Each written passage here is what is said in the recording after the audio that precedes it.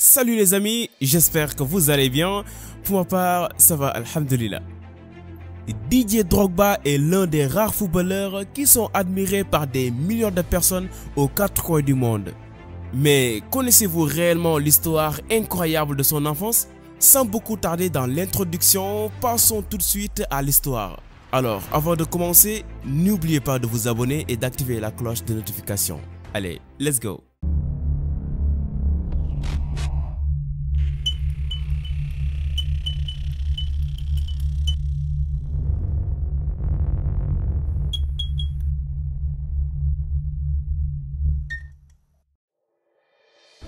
Tito, comme sa famille l'appelle, est issu de deux jeunes banquiers le 11 mars 1978 à Abidjan. Né avec le nom complet Didier Yves Drogba Tebeli, sa jeunesse était tout sauf facile. Les conditions de vie de son village natal étaient rudes. Il avait vécu plusieurs fois de faim qui a marqué le début de sa jeunesse et ravagé aussi sa famille. Une situation économique très dure qui a obligé des milliers d'Ivoiriens à fuir leur pays pour joindre principalement la France qui a été à l'époque considérée comme une destination de réfugiés pour tous les migrants ivoiriens. Au cours de son enfance, Didier Drogba souffrait d'une malnutrition qui limitait sa croissance physique. Ses parents avaient du mal à s'en sortir malgré leurs emplois bancaires locaux, mais avaient quand même prévu d'envoyer Didier Drogba en France par le biais de son oncle Michel Goba lorsqu'il atteindra l'âge de 5 ans. Son oncle faisait partie des premiers migrants qui ont fui vers la France en raison des difficultés rencontrées en Côte d'Ivoire et il avait beaucoup de chance d'intégrer un club de division inférieure en tant que footballeur professionnel. Mais la France lui a refusé un visa pour se rendre en Côte d'Ivoire pour emmener son neveu avec lui. Alors le petit Drogba était obligé de voyager seul en France, ce qui a suscité au préalable un débat et un désaccord au sein de la famille. Je vous laisse imaginer le risque de laisser votre propre enfant de 5 ans qui ne connaît absolument rien prendre un avion pour faire des heures de voyage seul. Et je vous assure, ses parents ont bien pris ce risque en considération. D'ailleurs, ils avaient mis porter à Drogba une grande étiquette à son cou avec le dicton « Didier Drogba rencontre Michel Goba à Paris ». Tout le monde le regardait étrangement, mais quand même ça lui a permis de trouver facilement son oncle qui l'attendait à l'aéroport de Charles de Gaulle en France. Alors il faut noter aussi que tous ces risques et sacrifices que les parents de Drogba ont fait, c'était juste pour que leur fils puisse faire de bonnes études et trouver un bon job. Ils ne voulaient pas qu'il devienne footballeur comme son oncle, mais les points de vue sur l'avenir du petit Drogba étaient différents entre Michel Goba qui voulait que son neveu devienne un footballeur professionnel et les parents de Drogba qui voulaient que leur fils devienne banquier comme eux. Mais ils ont fini par trouver un accord sur le fait de combiner le football avec les études. Alors Didier quitta l'académie de football que son oncle lui avait inscrit pour joindre l'équipe de football junior de son école. Durant 3 ans après l'école, le petit Drogba s'entraînait et suivait aussi son oncle de ville en ville lors de ses transferts dans différents clubs. Mais malheureusement, le titre de son séjour s'expire et Didier Drogba avait un grand plaisir de retourner en Côte d'Ivoire. Il le manifestait très souvent. Lorsqu'on l'a récemment interrogé à ce sujet, il a dit ceci.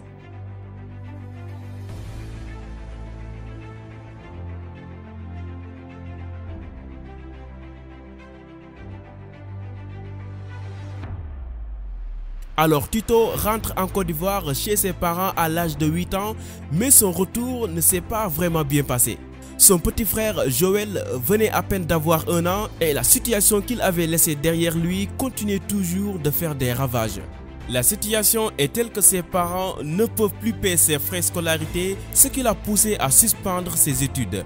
À un moment donné, Didier Drogba commençait à jouer au football au niveau local. Pendant 3 ans, il se rendait sur les terrains de football à proximité pour s'entraîner avec des amis. À 11 ans, ses 2 parents perdent leurs emplois et la situation devient beaucoup plus compliquée. Leur seul espoir était son oncle Michel Goba, qui auparavant n'était pas d'accord de laisser le petit Drogba quitter la France. Mais heureusement, Goba leur a envoyé de l'argent pour que son neveu revienne encore en France. Son oncle a honorablement respecté le souhait de ses parents en lui laissant continuer poursuivre ses études tout en jouant du football. très vite, Didier Drogba persiste et obtient une poste dans le club de football pour jeunes Levallois SP où son oncle lui avait rallié. Didier Drogba se consacrait au ballon à temps partiel parce qu'il était strictement déterminé à terminer ses études avant de se mettre au football à temps plein. D'ailleurs, lorsqu'il avait redoublé à l'école, il était privé de football pendant 1 an. Mais il a fini par rejoindre son club après avoir pris une licence et commence à effectuer des apparitions avec le club senior dans la National 2 lors de la saison 96-97. C'est à l'âge de 21 ans que Drogba a obtenu finalement son diplôme en comptabilité. Il peut se consacrer désormais au football à temps plein. À l'été 1999, Didier Drogba signe son premier contrat professionnel au Mans, mais évolue en tant que remplaçant de l'attaquant Daniel Cousin et entre en jeu le plus souvent en fin de match, ce qui était un peu difficile pour lui de dévoiler son talent. Mais en janvier 2002, il quitte Mans pour Guingamp où il a aidé le club à éviter la relégation en 2e division. Cet honneur lui a permis également d'être transféré à Marseille pour la saison 2003-2004 où il a marqué 32 buts en 55 matchs et remporte le titre de joueur de l'année de la Ligue 1. Ce qui lui a permis aussi d'être le cible de plusieurs grands clubs européens et le club londonien a payé un montant de transfert d'environ 36 millions de dollars pour s'emparer de lui. À la sélection nationale, il persiste et marque son tout premier but le 11 février 2003 lors d'un match face au Cameroun. Ensuite, il amena son pays en finale de la Coupe d'Afrique des Nations en 2006, puis conduit les éléphants dans la même année au Mondial en tant que capitaine de la sélection. En février 2007, il inscrit pour la première fois son nom au palmarès du joueur africain de l'année en devançant Samuel Eto'o, récompensé lors des 3 éditions précédentes. En Europe, Didier Drogba devient le premier footballeur africain à atteindre la barre des 100 buts en Premier League lors d'une rencontre face à Stoke City en mars 2012 et remporte aussi la Ligue des Champions en donnant le Chelsea la victoire lors de la série des tirs au but.